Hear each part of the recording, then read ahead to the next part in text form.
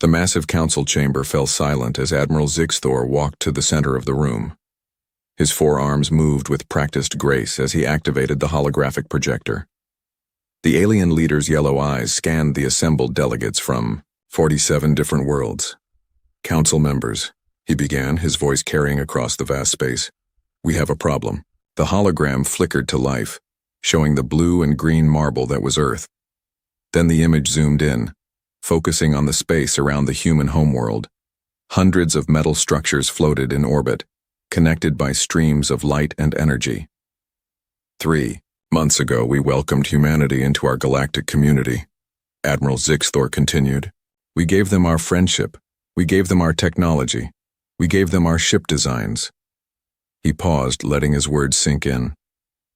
They were supposed to build ships exactly like ours.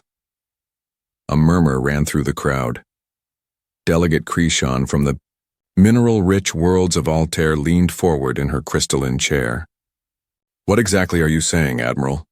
The hologram changed, showing detailed scans of human ships under construction. The vessels looked wrong somehow. They were thicker than they should be. Strange bulges covered their hulls. Extra engines sprouted from places where engines had no business being. The humans, Admiral Zixthor said slowly, are not following our plans. Captain Jake Morrison stood on the bridge of the UES Liberty, watching Earth grow smaller through the main view screen. This was humanity's first official diplomatic mission to the Federation capital world of Centaura Prime. Everything had to go perfectly. Status report, Jake called out. Lieutenant Sarah Kim looked up from her station. All systems running smooth, Captain. We should reach the jump point in 6 hours. Jake nodded. The Liberty was built using Federation blueprints exactly as specified. It was a good ship, reliable and efficient. But as he looked at the data flowing across his screens, Jake couldn't help but think about the other ships being built back home. Dr. Lisa Rodriguez wiped sweat from her forehead as she climbed through the maintenance tunnel. The UES Defiance was nearly complete, and she wanted to check every system personally. This ship was special. This ship was different. Hand me that plasma coupling, she called to her assistant, Tony. The young engineer passed her the component, and Lisa carefully installed it into the backup power grid. Doc, Tony said, isn't this the backup to the backup system? Lisa grinned. That's right, and tomorrow we install the backup to the backup to the backup system. Tony looked confused. But the Federation designs don't call for that many redundant systems. The Federation designs, Lisa said, were made by people who never had to fix a broken ship while getting shot at in deep space. We humans know better. She connected the final cable and activated her scanner. The readings made her smile. The Defiance's power output was already 30% higher than the Federation specifications, and they weren't even finished yet. Back in the council chamber, the delegates were getting louder. Councillor Velteran, a tall being with blue skin and silver hair, stood up from his seat. Admiral Zixthor, he said. Surely you're overreacting. The humans are new to space technology. They probably just made some mistakes. Admiral Zixthor's expression grew grim. These are not mistakes. The hologram zoomed in on one of the human ships. Look at this power core. It should produce 10,000 units of energy. The human version produces 15,000 units. That's impossible, declared scientist Mordak from the research station at Wolf 359. Our designs are perfect. They cannot be improved. And yet, Admiral Zixthor said, the humans have improved them. Look at these hull modifications. Extra armor plating, additional weapon mounts, redundant life support systems. He paused. And these energy readings don't make sense. According to our physics, ships like this should tear themselves apart. Admiral Carl Thompson sat in his office, overlooking the orbital shipyards. Through the massive windows, he could see dozens of ships in various stages of construction. The sight filled him with pride and worry in equal measure. His aide, Commander Kelly Brooks, entered carrying a datapad.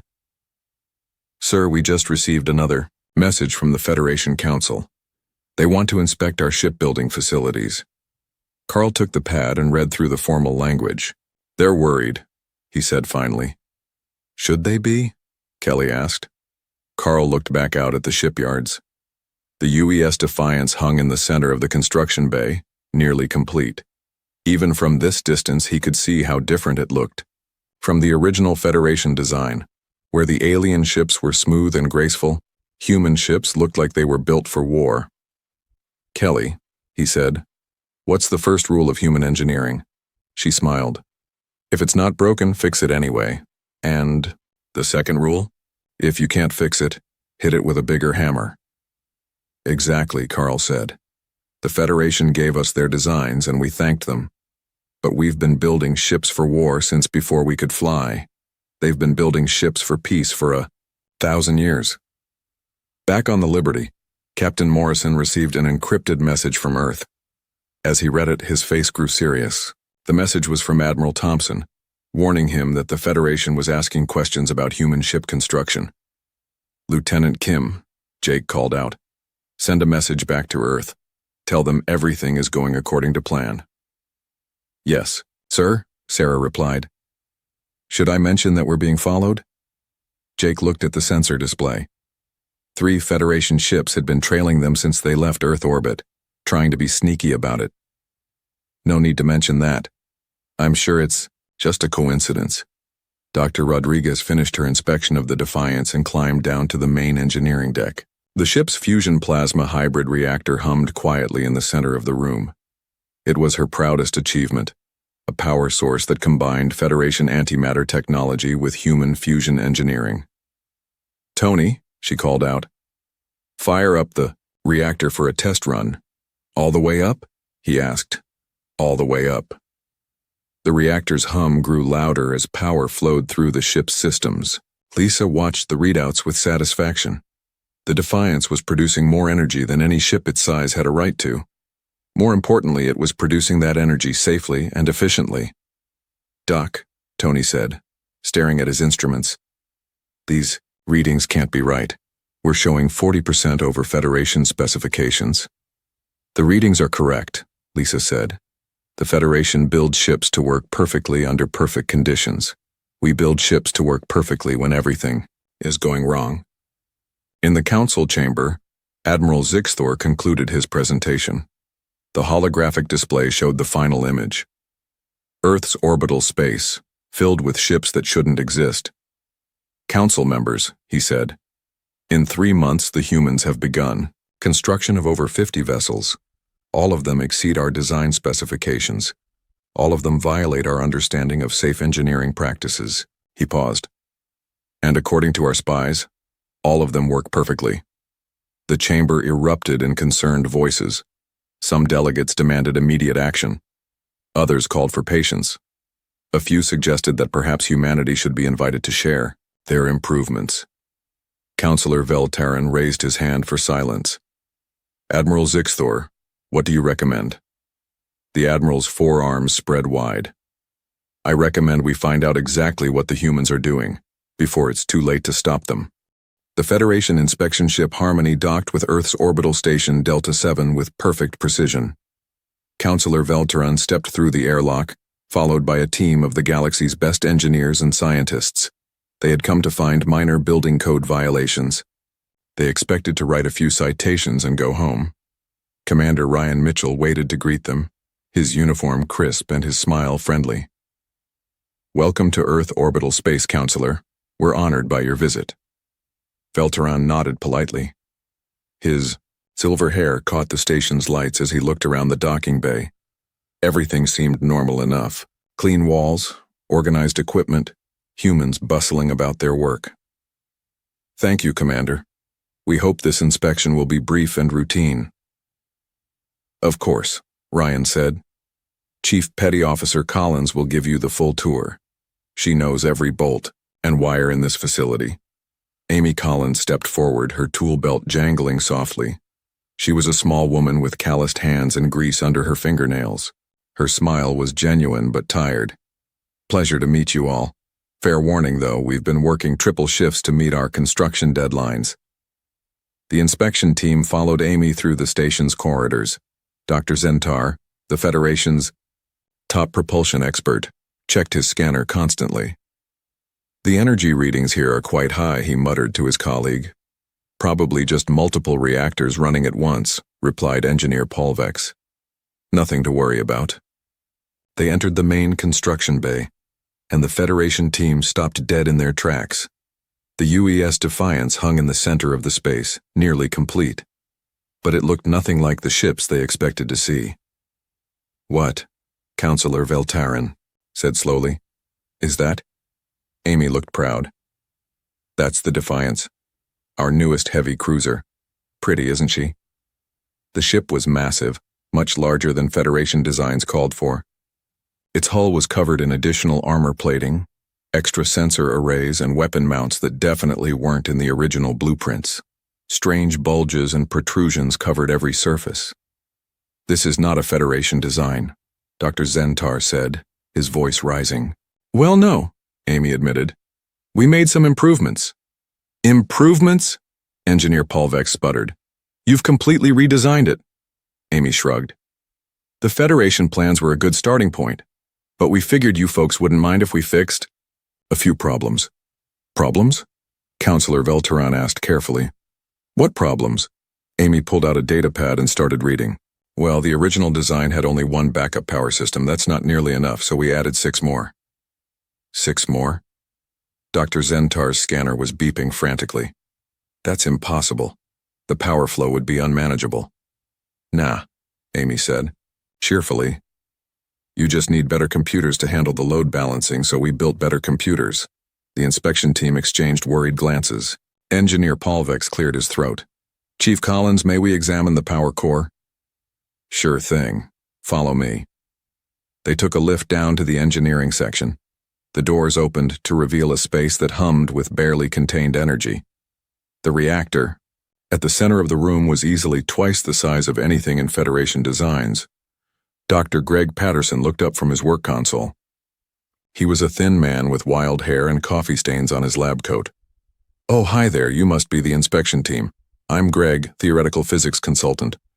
Dr. Patterson, Counselor Veltarin said, could you explain what we're looking at? Here. Greg's eyes lit up. Oh, this is the fun part.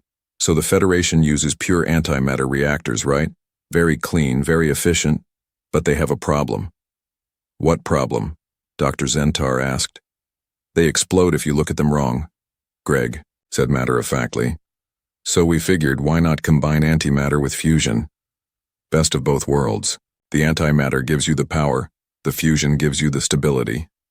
That's not how physics works, Dr. Zentar protested. Greg pulled up a holographic display showing power flow diagrams. Well, it wasn't how physics worked, but we sort of convinced it to work differently. The display showed energy levels that made the Federation scientists gasp.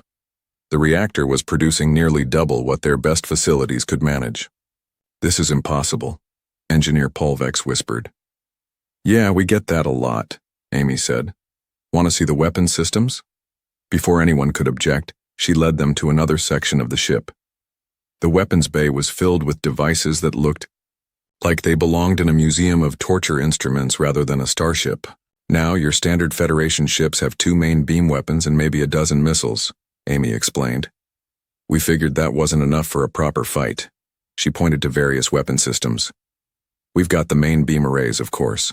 But we also added pulse cannons, plasma torpedoes, kinetic railguns, and a really nasty surprise we call the Planet Cracker. Planet Cracker? Counselor Veltarin asked weakly.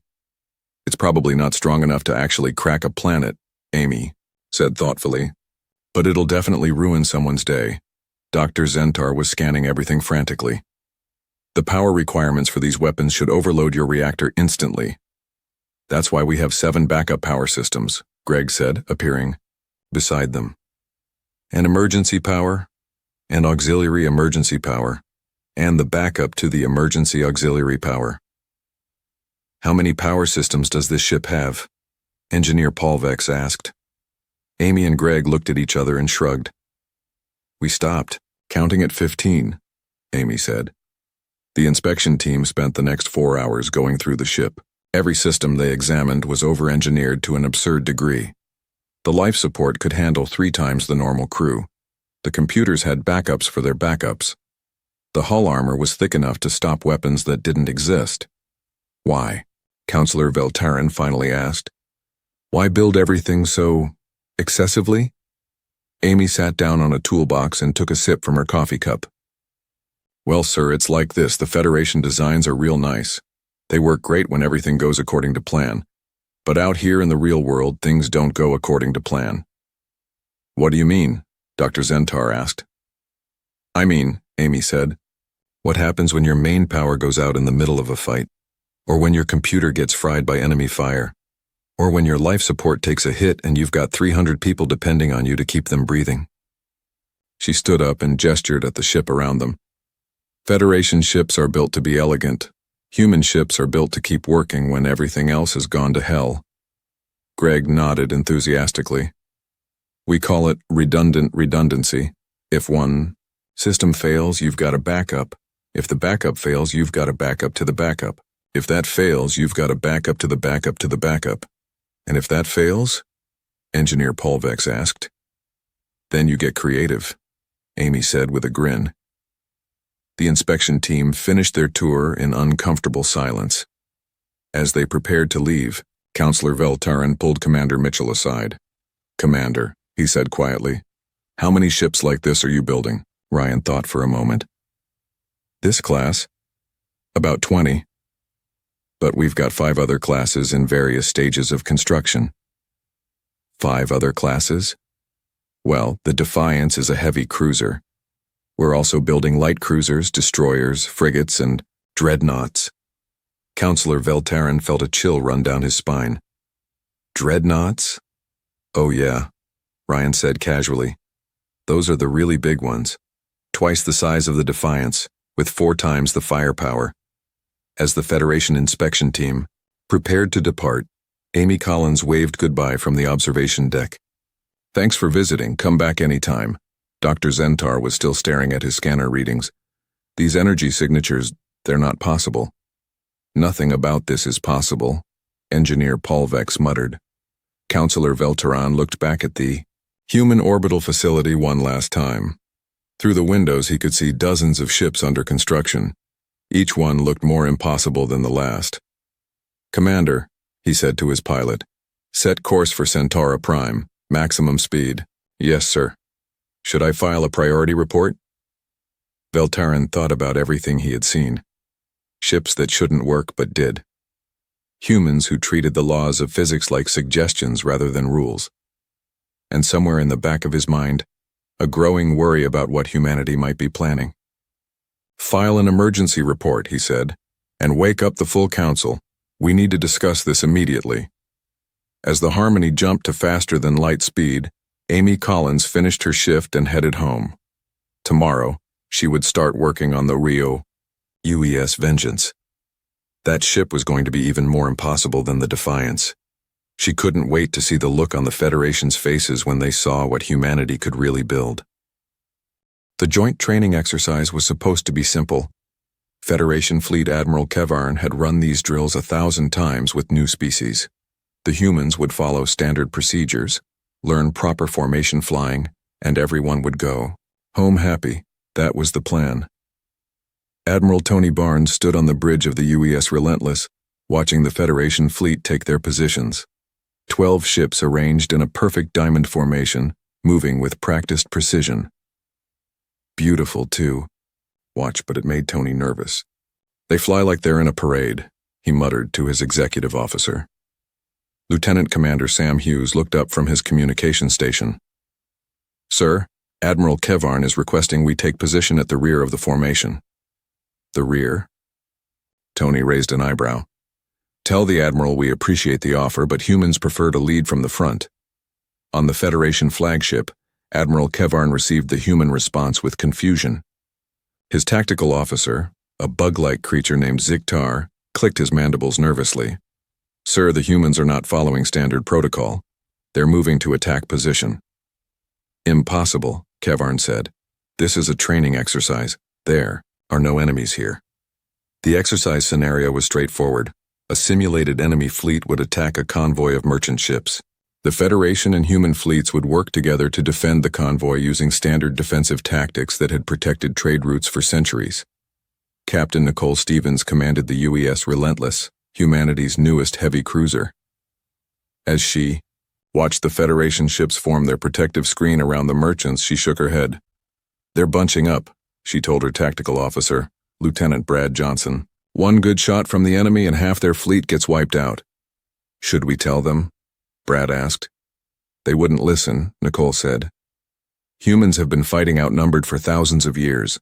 The Federation has been fighting with overwhelming numbers for just as long. Different philosophies." The simulated enemy fleet appeared on the sensors. 50 red dots representing hostile ships jumped into the system, outnumbering the defenders 2-1. The Federation fleet immediately began their standard defensive maneuver, tightening their formation around the convoy. "Human ships," Admiral Kevarn broadcast, "please maintain defensive positions. Do not break formation." Admiral Barnes looked at the tactical display and grimaced. The Federation ships were sitting ducks. "Sam, open a channel to all human vessels." "Channel open, sir." "All ships, this is Barnes. Remember what we discussed. These folks have never been in a real fight. Try not to make them look too bad." The simulated enemy fleet began their attack run. Laser fire lit up space as the computer-generated hostiles opened fire on the defenders. The Federation ships returned fire with careful, measured shots, following doctrine that called for conserving ammunition and maintaining formation. The human ships did something completely different. The UES Relentless suddenly accelerated directly toward the enemy fleet, her engines burning at maximum power. Behind her, the other human ships spread out in what looked like complete chaos. "What are they doing?" Admiral Kevarn demanded. His tactical officer was staring at his screens in disbelief. "Sir, the human ships they're attacking. They're supposed to defend the convoy." On the Relentless, Captain Stevens watched the enemy formation rush toward her. "Brad, target their command ship. Full power to forward weapons." "Ma'am, we're outnumbered 12-1 on this vector." 12-1? Nicole grinned. "Those are pretty good odds for a Tuesday." The Relentless opened fire with everything she had. Plasma beams, particle cannons, and kinetic railguns all fired at once. The enemy command ship's shields flared and died under the massive assault. Then something happened that made the Federation observers gasp. The Relentless took a direct hit from 3 enemy ships at once. The blast should have destroyed her instantly. Instead, her shields flickered, her hull armor sparked, and she kept fighting. "Hull breach on deck 7, Lieutenant Commander Hughes reported calmly. "Switching to backup power grid. All weapons still operational." Admiral Kevarn watched in horror as the human ship continued to fight while trailing atmosphere and debris. "She's been destroyed. Why is she still shooting?" His communications officer looked confused. "Sir, I'm reading her as damaged but functional. Her crew is reporting all systems operational." "That's impossible." The other human ships were causing their own chaos. Instead of maintaining formation, they were weaving through the enemy fleet like fighters, hitting targets and disappearing before return fire could find them. The UES Defiance took on 6 enemy ships at once, her weapons blazing from every angle.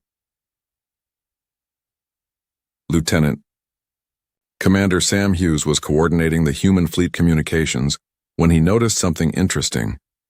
The Federation ships were calling for help.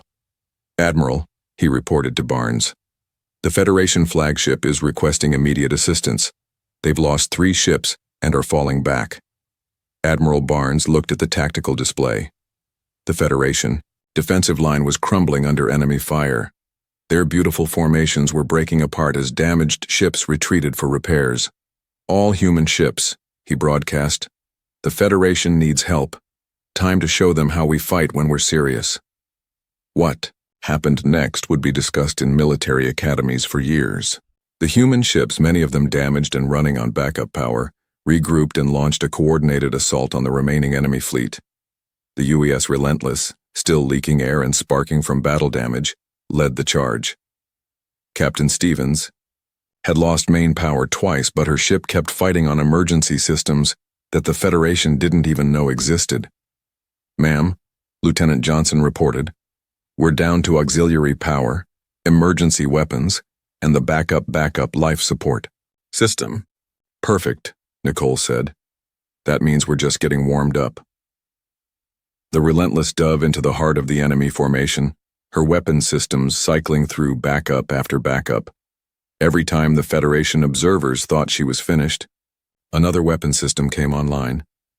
Admiral Kevarn watched his tactical display with growing amazement. The human ships were fighting with equipment that should have failed hours ago. Ships that looked like floating wrecks were still destroying enemy vessels with frightening efficiency. How are they still functional? He asked his engineering officer. Sir, according to our scans, the human ships have backup systems for systems we didn't know they had. They're running on power sources that aren't in any of our technical manuals. The exercise ended with the complete destruction of the simulated enemy fleet. The Federation had lost 8 ships and had 4 more badly damaged. The human fleet had taken massive damage but hadn't lost a single vessel. In the aftermath, Admiral Kevarn requested permission to come aboard the Relentless. What he found there shocked him more than the battle itself.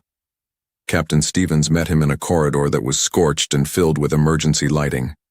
Repair crews worked frantically to fix damage while the ship's systems hummed with power from sources that shouldn't exist. Captain Stevens, Admiral Kevarn said, your ship took hits that should have destroyed her. How are you still operational? Nicole wiped grease from her hands with a rag. Well, Admiral, it's like this. Federation ships are built to avoid getting hit. Human ships are built to get hit and keep fighting. She led him to the engineering section, where Dr. Lisa Rodriguez was directing repair efforts.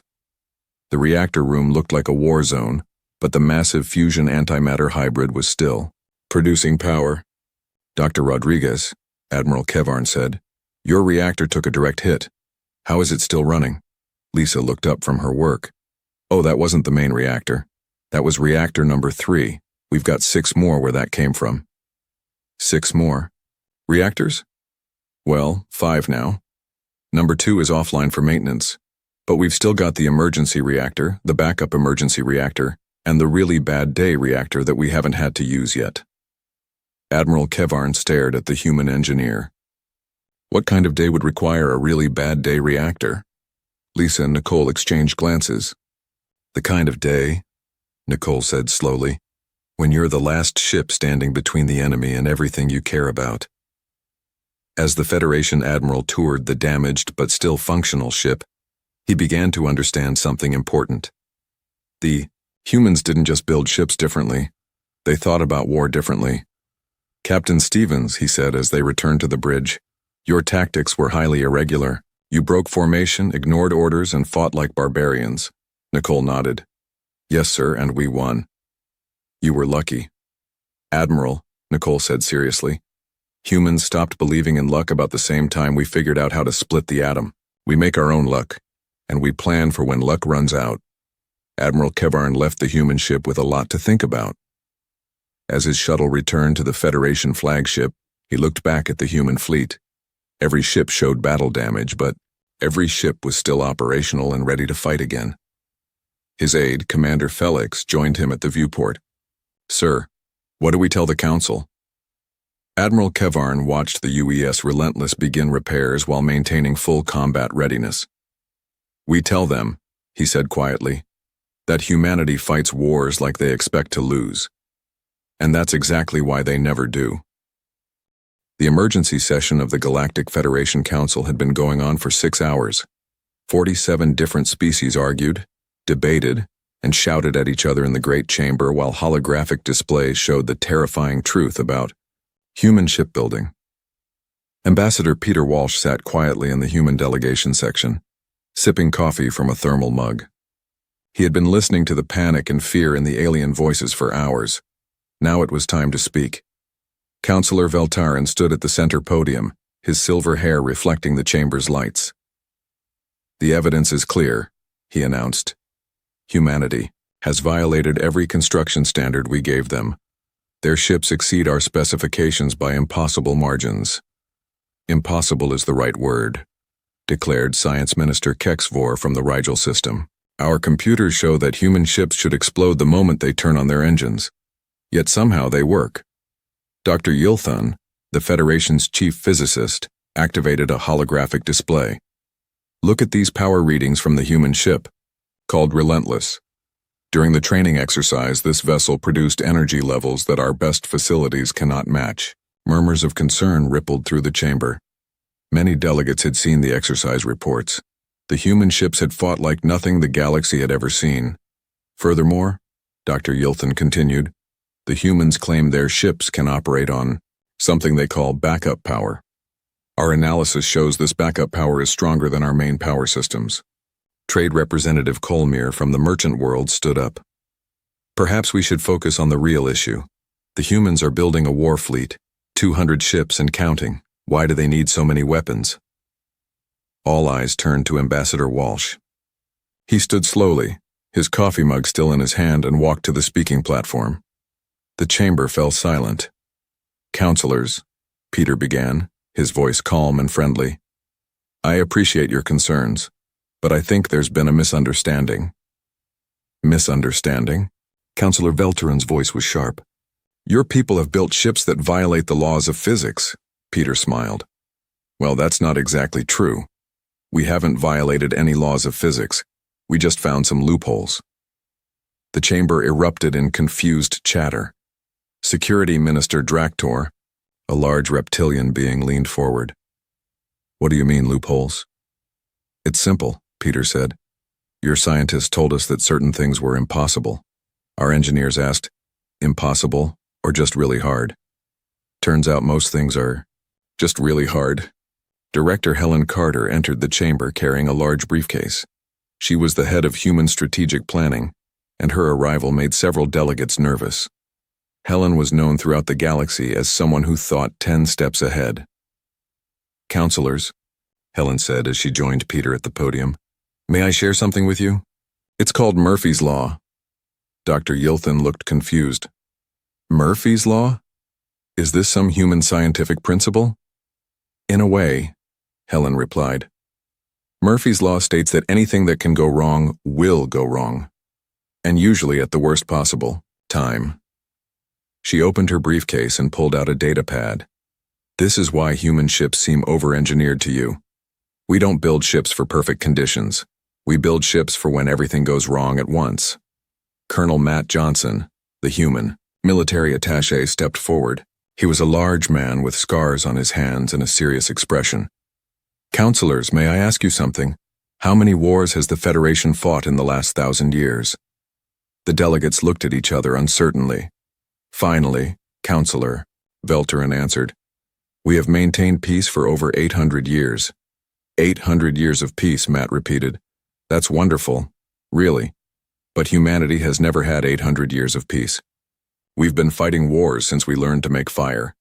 He activated his own holographic display showing Earth's history.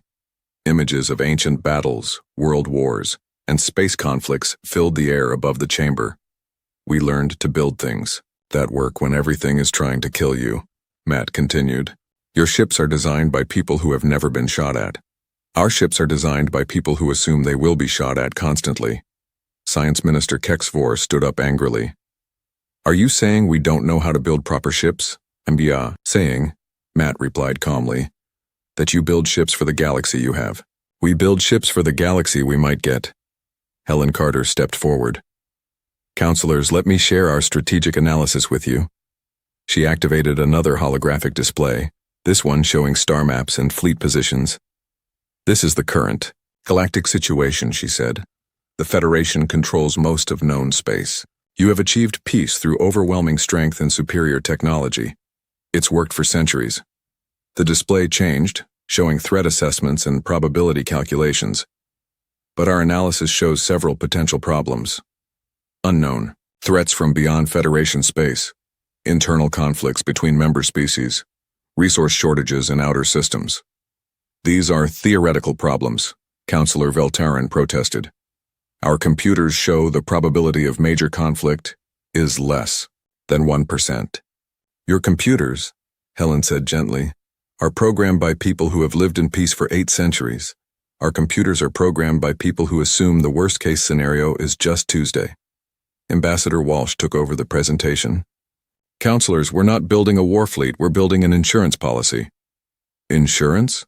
Trade Representative Colmere asked. The Federation has given humanity a gift, Peter explained.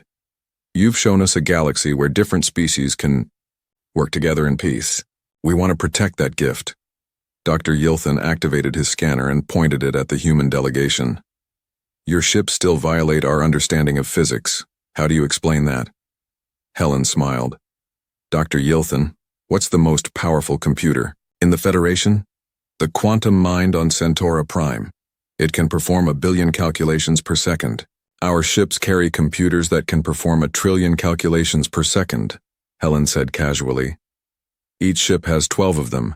The chamber fell silent. Dr. Yilthan's scanner was beeping frantically. But that's impossible, he whispered. Computers that powerful would require massive power sources. Which is why our ships have multiple fusion antimatter reactors, Colonel Johnson said. The computer systems alone require more power than most Federation ships produce. Counselor Veltaran sat down heavily in his chair. What exactly are you telling us? We're telling you, Peter said, that humanity approaches problems differently. You build elegant solutions for ideal conditions. We build inelegant solutions that work when conditions are terrible. Helen activated one final display, showing detailed technical specifications of human ships. These vessels are designed to operate independently for years. They can manufacture their own parts, grow their own food, and repair damage that would cripple Federation ships. Why? Security Minister Draktor asked. Why build ships that can survive alone? Because, Colonel Johnson said, the worst-case scenario isn't losing a battle. The worst-case scenario is losing a battle when you're far from home, cut off from support, and responsible for the lives of everyone on your ship. The chamber was quiet for a long moment. Finally, Counselor Veltaran spoke. Ambassador Walsh, what do you want from us? Peter looked around the chamber at the worried faces of the galactic delegates. We want to be good neighbors, he said. We want to share our technology, learn from yours, and work together to keep the peace. And if we refuse? Trade Representative Colmere asked. Then we'll respect your decision, Peter replied. And we'll continue building ships according to human standards. Dr. Yilthan was still staring at his scanner readings. How many ships are you planning to build? Helen and Peter exchanged glances. That depends on how dangerous the galaxy turns out to be, Helen said. Right now, we're planning for moderate danger. If things get worse, we'll build more ships. How many more? Counselor Veltaran asked. Enough, Colonel Johnson said simply. As the human delegation prepared to leave, Ambassador Walsh turned back to address the Council one final time. Counselors, we understand your concerns. But remember, we're not building these ships to threaten you. We're building them to protect everyone. From what? Counselor Veltaran asked. Peter looked out at the vast chamber filled with representatives from dozens of peaceful worlds. From whatever comes next, he said quietly. Because in our experience, something always comes next. The emergency session ended with more questions than answers. As the delegates filed out of the chamber, many were already planning urgent meetings with their home governments. In the human delegation quarters, Peter Walsh poured himself another cup of coffee. Helen Carter sat across from him, reviewing her notes. Do you think we scared them too much? She asked. Peter considered the question. Maybe, but it's better than surprising them later. How long do you think we have before they make a decision? Not long, Peter said. But it doesn't matter. We'll keep building ships either way. Through the windows of their quarters, they could see Federation ships moving through space. Beautiful, elegant vessels that had maintained peace for centuries. Soon they might have to learn what it was like to fight for it. The attack came without warning. Long-range sensors detected the massive fleet 6 months after the Federation Council debates. But by then, it was too late to prepare. The Zaphirian Empire had arrived from beyond the galactic rim with 3,000 warships, and they had come to conquer. Fleet Admiral Kevin Torres stood on the bridge of the UES Indomitable, watching the Federation fleet take position near the outer colonies. The alien ships moved with their usual precision, forming defensive lines that had protected the galaxy for centuries. "Admiral," his communications officer reported, "Federation Command is requesting all human ships take support positions behind their main battle line." Kevin looked at the tactical display.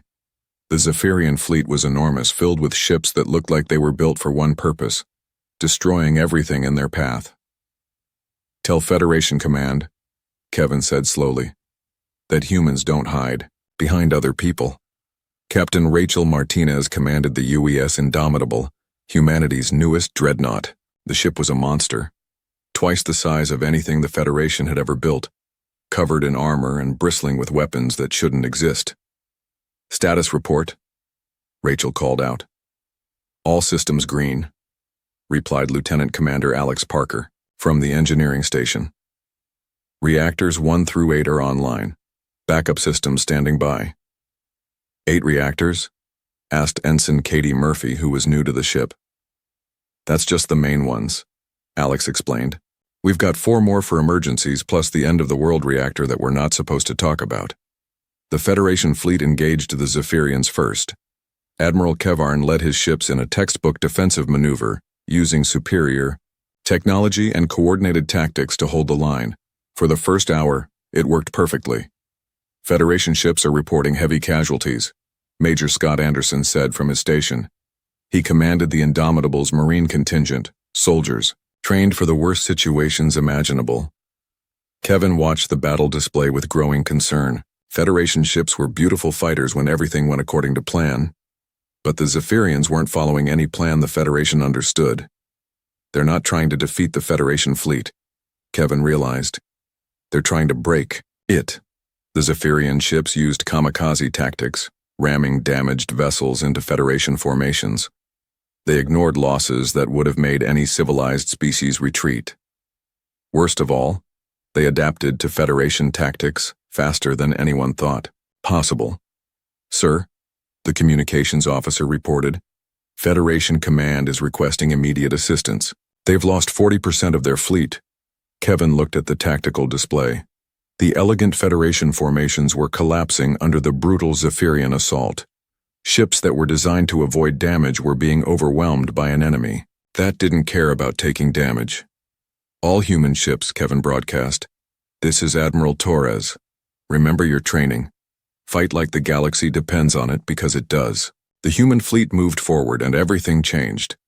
The UES Indomitable led the charge, her massive bulk accelerating toward the heart of the Zaphirian formation. Behind her, dozens of human ships spread out in what looked like chaos but was actually carefully planned disorder. "Contact," Lieutenant Commander Parker reported as the first Zaphirian ships opened fire. The Indomitable's shields flared under the enemy assault. Plasma beams and particle weapons lit up the darkness as the human dreadnought took hits that would have destroyed 3 Federation ships. "Shields down to 60%, Parker reported calmly. "Switching to backup power grid." Captain Martinez smiled grimly. "Now we're warmed up. Return fire all weapons." The Indomitable's response was devastating. Dozens of weapon systems fired at once, each one powered by a different reactor. The lead Zaphirian ship simply vanished under the concentrated assault, but the aliens kept coming. "Hull breach on decks 12 through 15, reported damage.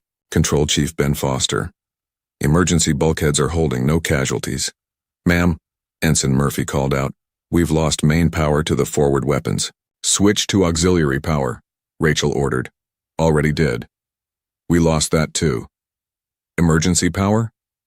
"Also gone." Rachel looked at her engineering officer.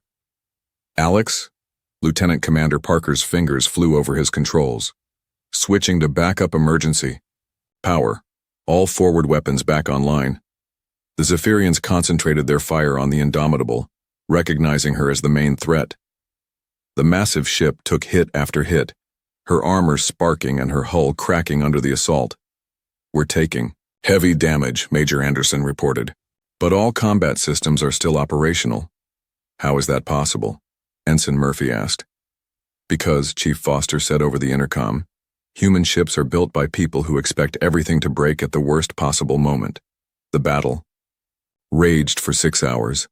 Federation ships following their training retreated when damaged to repair and regroup. Human ships did the opposite. The more damage they took, the more aggressively they fought. "Admiral," the communications officer reported, "the UES Relentless is requesting permission to ram the Zaphirian command ship." Kevin looked at the tactical display. The Relentless had lost most of her weapons and was running on emergency power. By Federation standards, she should have retreated hours ago. "Tell Captain Stevens she's crazy," Kevin said. "Then tell her permission granted." The Relentless, trailing atmosphere and debris, accelerated toward the massive Zaphirian flagship. The enemy ship's weapons tore into the human cruiser, but she kept coming. At the last moment, the Relentless fired everything she had left. The combined explosion destroyed both ships and took out 3 nearby Zaphirian vessels. "Ma'am," Lieutenant Commander Parker called out on the Indomitable, "we're down to emergency backup auxiliary power. Main engineering is flooded.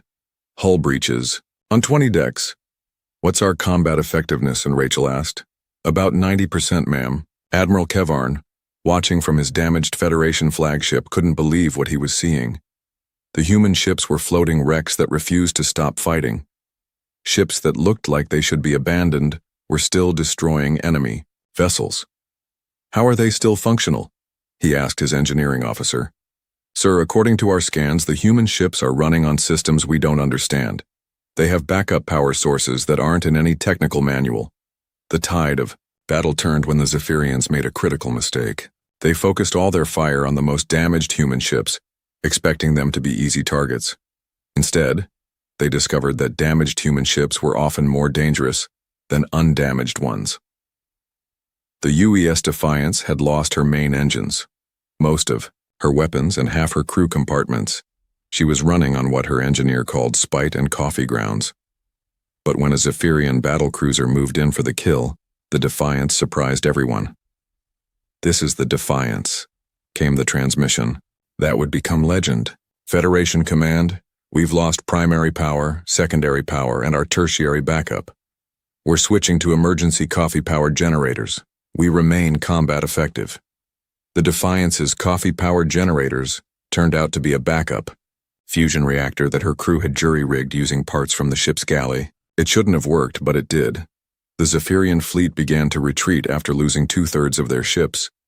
They had expected to face an enemy that fought with honor and followed rules. Instead, they found humans who fought like cornered animals and refused to give up no matter how badly damaged they became. As the enemy fled, Admiral Torres surveyed the battlefield. The Federation had lost over half their fleet, but every human ship, no matter how damaged, was still operational. "Admiral," his communications officer reported, "Federation Command is requesting a full technical briefing on human ship construction." Kevin looked out at his battered fleet. Ships that looked like they had been through a blender were already beginning repairs, their crews working with tools and spare parts that seemed to come from nowhere. "Tell them," Kevin said, "that we'll be happy to share everything we know, but warn them that our manuals are pretty thick." Captain Martinez walked through the damaged corridors of the Indomitable, checking on her crew. Despite taking enough damage to destroy a space station, the ship was still fully operational.